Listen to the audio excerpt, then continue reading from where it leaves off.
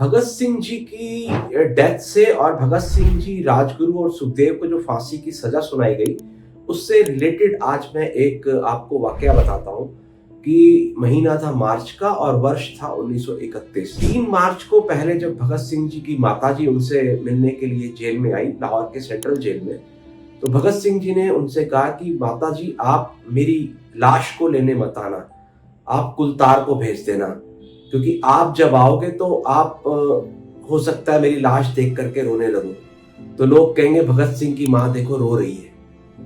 तो बहुत ही इमोशनल मुझे लगता है वो मीटिंग रही होगी। और दूसरी बात के जो भगत सिंह राजगुरु और सुखदेव को जो फांसी की सजा होनी थी, वो उसकी जो तारीख मुकर्रर की गई थी वो थी 24 मार्च 1931।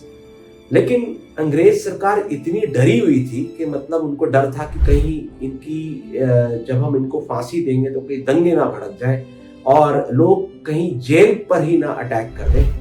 तो इस डर से उन्होंने क्या किया कि उनकी फांसी जो थी वो 12 घंटे प्रीपोन कर दी। विश्व के इतिहास में पहली बार ऐसा देखने को मिला कि किसी को फांसी की सजा शाम के समय दी। भगत सिंह, राजगुरु और सुखदेव को जो फांसी दी गई वो 23 मार्च को प्रिसाइसली शाम को 7:33 पर दी गई, जबकि वो 24 मार्च 1931 को सुबह देनी थी। क्यों? क्योंकि अंग्रेज सरकार डरी हुई थी, उनके मंसूबे कुछ और थे। वो चाहते थे कि मतलब कि किसी तरह से इनको फांसी देने के बाद माहौल को शांत रखने के लिए कुछ तरकीब लड़ाई जाए, और वो उन्होंने इतना घृणित कार्य किया जिसकी कि मेरे पास शब्द नहीं है निंदा करने के लिए। जो उन्होंने किया, हुआ क्या कि शाम को जब उनको फांसी दे दी गई तो उन्होंने उनकी लाश के छोटे छोटे टुकड़े करके एक बोरे में बंद कर दिया और उन बोरों को जेल के पीछे से आर्मी के ट्रक में लाद करके लाहौर से 60 किलोमीटर दूर हुसैनी वाला नाम जगह पर लेकर के भेज दिया, उस आर्मी ट्रक में भेज दिया। तब तक लोगों को कई अंदेशा हो गया था कि इन तीनों को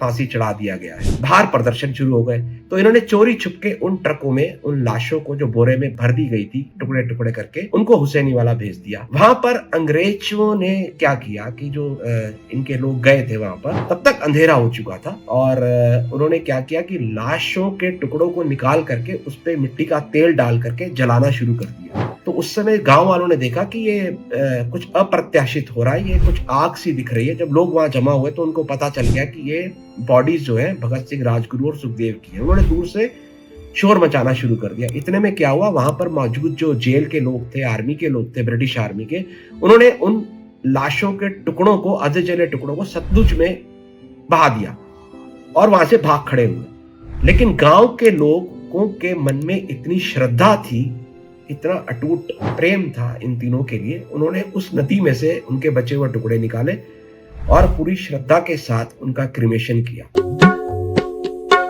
शान तेरी कभी कम न हो, ऐ वतन मेरे वतन।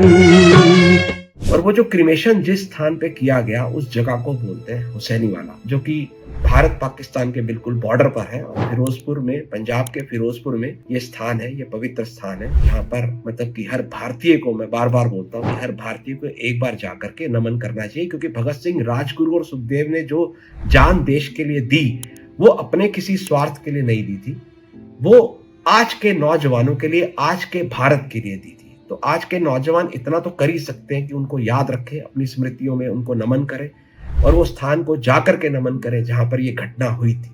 ये बहुत बड़ी घटना है इतिहास की।